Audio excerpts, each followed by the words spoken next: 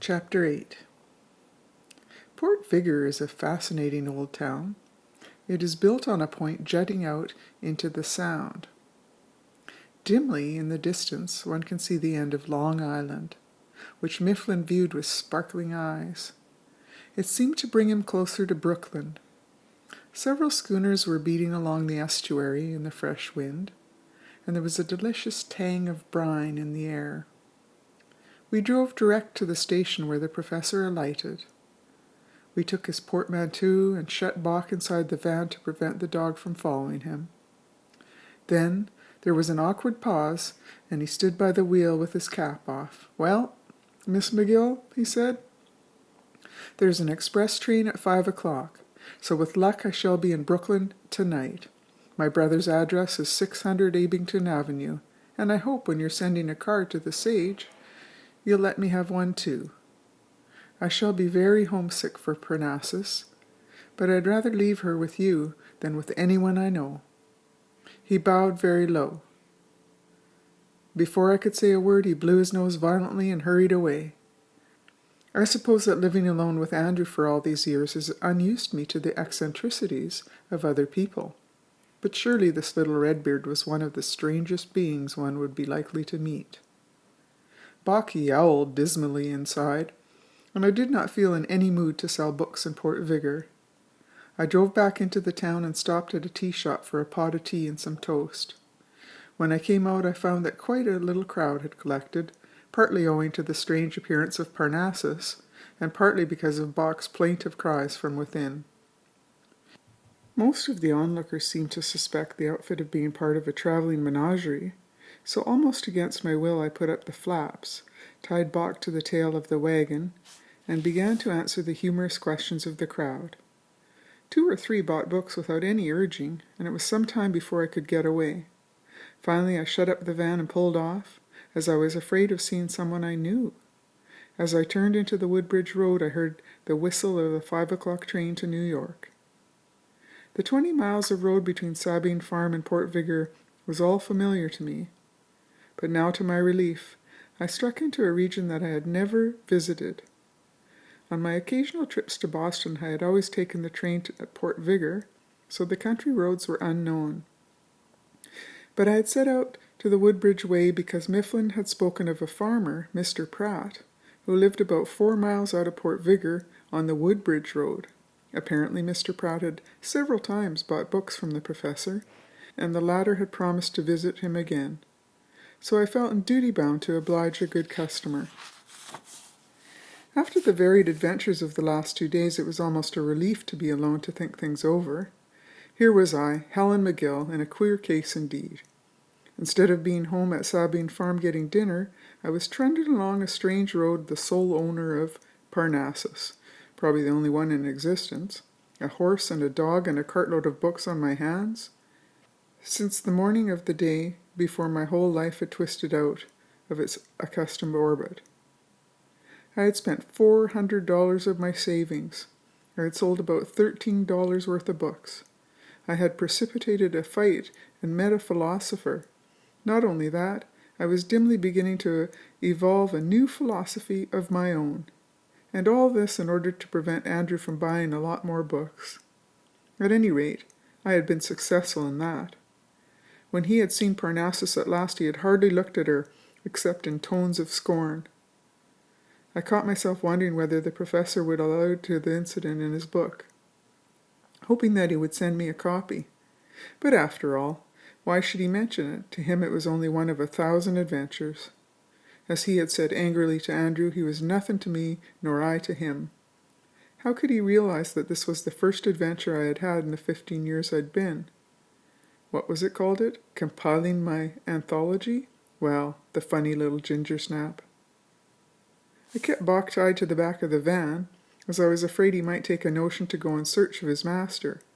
As we jogged on, and the falling sun cast a level light across the sky, I got a bit lonely. This solitary vagabonding business was a bit sudden after 15 years of home life. The road lay close to the water, and I watched the Sound grow a deeper blue and then a dull purple.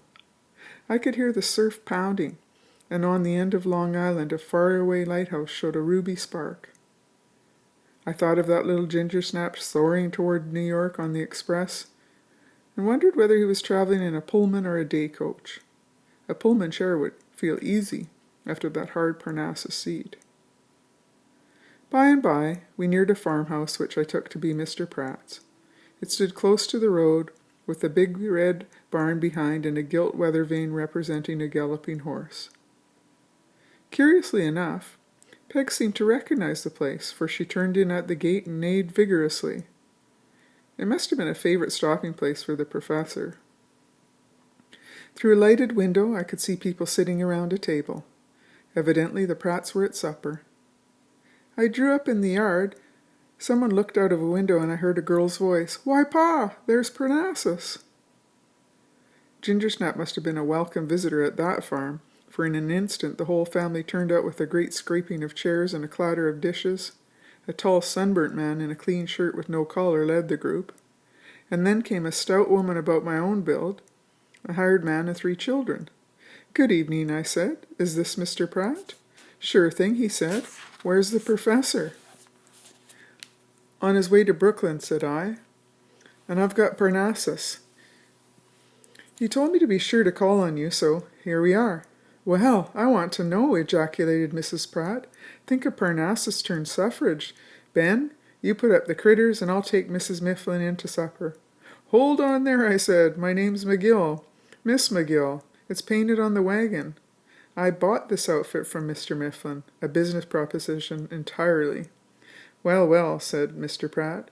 "We're glad to see any friend of the professor. Sorry he's not here, too. Come right in and have a bite with us."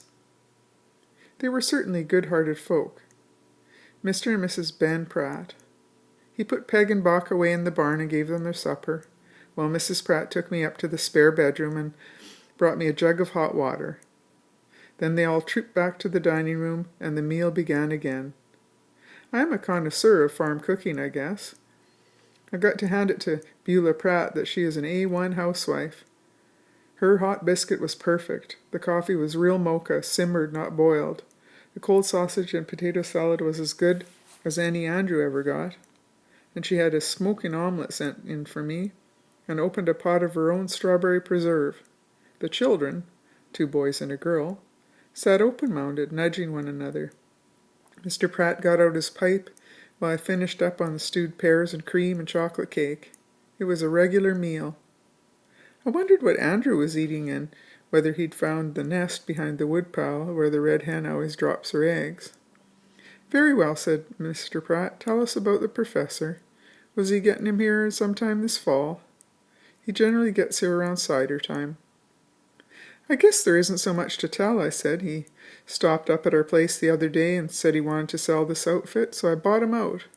He was pining to get back to Brooklyn and write a book." "That book of his," said Mrs. Pratt. "He's always talking about it, but I don't believe he ever started it yet." "Whereabouts do you come from, Miss McGill?" said Pratt. I could see he was mighty puzzled at a woman driving a van-load of books across the countryside, alone. "Over towards Redfield," I said. "You any kin that writer that lives up that way?" "You mean Andrew McGill?" I said. "He's my brother." "Do tell!" exclaimed Mrs. Pratt. "Why, the professor thought a terrible lot of him. He read us all to sleep with one of his books one night, said he was the best literature in the state, I do believe." I smiled to myself as I thought of the set-to on the road from Shelby. "Well," said Pratt, "if the professor's got any better friends than us in these parts, I'm glad to meet him. He come here first time 'bout 4 years ago. I was up working in the hayfield that afternoon, and I heard a shout down by the mill pond. I looked over that way and saw a couple of kids waving their arms and screaming. I ran down the hill, and there was the professor just a-pulling my old boy Dick out of the water. Dick's the one over here." Dick, a small boy of 13 or so, grew red under his freckles. "The kids had been fooling around in a raft there, and first thing you know, Dick fell in, right into deep water over by the dam. Couldn't swim a stroke neither, and the professor, who just happened to be coming along in the bus of his, heard the boys yell. Didn't he hop out of the wagon as spry as a chimpanzee, skin over the fence and jump into the pond, swim out there as tow a boy in? Yes, ma'am, he saved that boy's life, and that's no mistake. That man can read me to sleep with poetry any night he has to mind to. He's a plumb fine little firecracker, the professor." Farmer Pratt pulled hard on his pipe. Evidently his friendship for the wandering bookseller was one of the realities of his life. Yes, ma'am," he went on. "That professor had been a good friend to me, sure enough. We brought him and the boy back to the house. The boy had gone down 3 times, and the professor had to dive in to find him. They were both pretty well all, and I can tell you I was scared. But we got Dick around somehow, rolled him on a sugar barley, poured whiskey on him, worked his arms, put him in hot blankets. By the time he come to, and then I found that the professor getting over the barbed wire fence so quick, when he lit for the pond, had torn a hole in his leg you could put 4 fingers in. There was his trousers all stiff with blood, and he not saying a thing. Pluckiest little runt in 3 states, by Judas. Well, we put him to bed, too, and then the missus keeled over, and we put her to bed. 3 of them. By the time the doc got there, great old summer afternoon that was. But bless your heart, we couldn't keep the professor abed long. Next day he was out looking for his poetry books, and first thing you know, he had us all rounded up and was preaching good literature at us like any evangelist. I guess we all fell asleep over his poetry, so then he started on reading that Treasure Island story to us. Wasn't it, Mother? By hickory, we none of us fell asleep over that. He started the kids reading, so they've been at it ever since. And Dick's top boy at school now. Teacher says she never saw such a boy for reading. That's what Professor done for us. Well, tell us about yourself, Mrs. McGill. Is there any books we ought to read? I used to pine for some of that feller Shakespeare my father used to talk about so much, but Professor allowed it was over my head. It gave me quite a thrill to hear all this about Mifflin. I could readily imagine the masterful little man captivating the simple-hearted Pratts and with eloquence and earnestness. And the boy of the mill pond had its meaning too. Little Redbird was no mere wandering crank. He was a real man, cool and steady of brain, and the earmarks of a hero. I felt a sudden gush of warmth as I recalled his comical ways. Mrs. Pratt lit a fire in her Franklin stove, and I racked my head wondering how I could tread worthily in the professor's footsteps. Finally I fetched the Jungle Book from Parnassus and read them the story of Rikki Tikki Tavi, and it was a long pause when I had finished. "Say, Pa," said Dick shyly, "that mongoose was rather like Professor, wasn't he?" Plainly, the professor was the traditional hero of the family, and I began to rather feel like an impostor. I suppose it was foolish of me, but I'd already made up my mind to push on to Woodbridge that night. It could not be more than 4 miles, and the time was not much after 8. I felt a little twinge of quite unworthy annoyance because I was still treading on the glamour of the professor's influence. The Pratts would talk of nothing else, and I wanted to get somewhere where I could be estimated in my own value, not merely as his disciple. Darn the Redbeard, I said to myself. I think he's bewitched these people. And in spite of their protests and invitations to stay the night, I insisted on having Peg hitched up. I gave them a copy of the Jungle Book as a small return for their hospitality, and finally sold Mr. Pratt a little copy of Lamb's Tales from Shakespeare, which I thought he could read without brain fever. Then I lit the lantern, and after a chorus of goodbyes, Parnassus rolled away. "Well," I said to myself as I turned into the high road once more, "drat that ginger snap, he seems to hypnotize everybody. He must be nearly in Brooklyn by this time." It was very quiet along the road, also very dark, for the sky had clouded over and I could see neither moon nor stars. As it was a direct road, I should have had no difficulty, as I was supposed to have fallen into a doze, during which Peg took a wrong turning. At any rate, I realized about 9:30 that Parnassus was on a much rougher road than the highway had any right to be, and there were no telephone poles to be seen. I knew that they stretched all along the main road, so plainly I'd made a mistake. I was reluctant for a moment to admit that I could be wrong, and just then Peg stumbled heavily and stood still. She paid no heed to my exhortations. When I got out and carried my lantern to see whether any was in the way, I found she'd had cast a shoe and her foot was bleeding. The shoe must have dropped off some way back, and she'd picked up a nail or something in the quick. I saw no alternative but to stay where I was for the night. This was not very pleasant, but the adventures of the day had put me in a stoical frame of mind, and I saw no good in repining.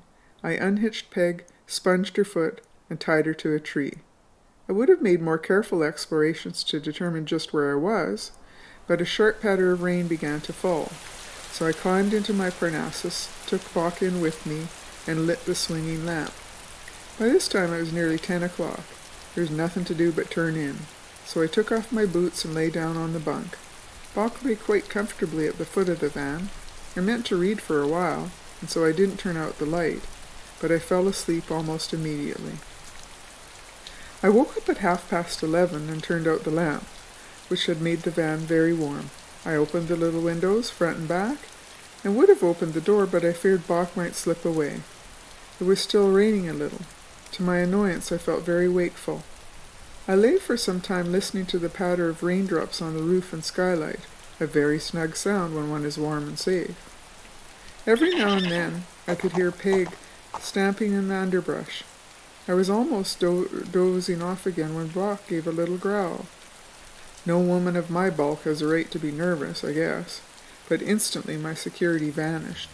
The patter of the rain seemed menacing, and I imagined 100 horrors. I was totally alone and unarmed, and Bach was not a large dog. He growled again, and I felt worse than before. I imagined that I heard stealthy sounds in the bushes, and once Peg snorted as though frightened. I put my hand down to pat Bach and found that his neck was all bristly like a fighting cock. He uttered a queer half-growl, half-whine, which gave me a chill.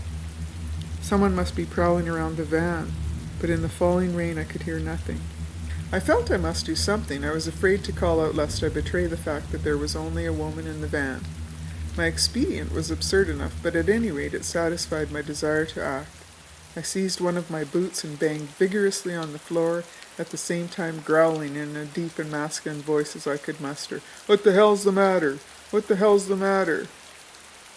This sounds silly enough, I dare say, but it afforded me some relief, and, as Bach shortly ceased growling, it apparently served some purpose. I lay awake for a long time, tingling all over with nervousness. Then I began to grow calmer, and was getting drowsy almost in spite of myself, when I was aroused by the unmistakable sound of Bach's tail thumping on the floor, a sure sign of pleasure. This puzzled me quite as much as his growls. I did not dare strike a light, but I could hear him sniffing at the door and the van and whining with eagerness. This seemed very uncanny, and again I crept stealthily out of the bunk and pounded on the door lustily, this time with the frying pan, which made an unearthly din. Peg neighed and snorted. Bach began to bark. Even in my anxiety I almost laughed. It sounds like an insane asylum, I thought, and reflected that probably the disturbance was only caused by some small animal. Perhaps a rabbit or a skunk, which Bach had winded and wanted to chase. I patted him and crawled into my bunk once more, but my real excitement was still to come. About half an hour later I heard unmistakable footsteps alongside the van. Bach growled furiously, and I lay in a panic. Something jarred one of the wheels, then broke out a most extraordinary racket. I heard quick steps. Peg whinnied, and something fell heavily against the back of the wagon. There was a violent scuffle on the ground, the sound of blows, rapid breathing. With my heart jumping, I peered out one side of the back windows. There was barely any light, but dimly I could see a tumbling mass which squirmed and writhed on the ground. Something struck one of the rear wheels so that Parnassus trembled. I heard hoarse swearing, and the whole body, whatever it was, rolled into the underbush. There was a terrific crashing and snapping of twigs. Bach whined, growled, pawed madly at the door, and then complete silence. My nerves were quite shattered by this time. I don't think I'd been so frightened since childhood days when I awakened from a nightmare. Little trickles of fear crept up and down my spine, and my scalp prickled. I pulled Bach on the bunk, and lay with one hand on his collar. He, too, seemed agitated and sniffed gingerly now and then. Finally, however, he gave a sigh and fell asleep. I judged it might have been 2 o'clock, but I did not strike a light, and at last I fell into a doze. When I woke, the sun was shining brilliantly, and the air was full of chirping birds. I felt stiff and uneasy from sleeping in my clothes, and my foot was numb from Bach's weight. I got up and looked out of the window. Parnassus was standing in a narrow lane by a grove of birch trees. The ground was muddy and smeared with footprints beside the van. I opened the door and looked around. The first thing I saw, on the ground, by one of the wheels, was a battered tweed cap.